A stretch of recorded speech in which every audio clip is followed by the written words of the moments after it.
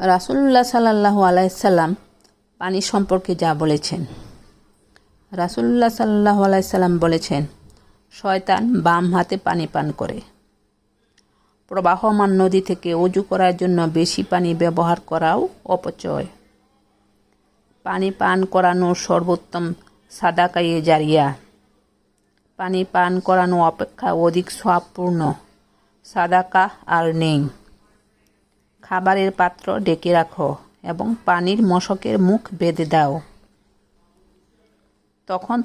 যখন তোমরা পানি পান করো তখন শুরুতে বিসমিল্লাহ এবং শেষে আলহামদুলিল্লাহ বলবে। উটের মতো এক নিঃশ্বাসে পানি পান করো না, বরং 2 বা 3 চুমুকে পানি পান করো। রাসূলুল্লাহ সাল্লাল্লাহু আলাইহি ওয়াসাল্লাম আরও বলেন, পাত্রের ভাঙা অংশ দিয়ে পানি পান করা এবং পাত্রে নিঃশ্বাস ফেলা অপছন্দ করতেন।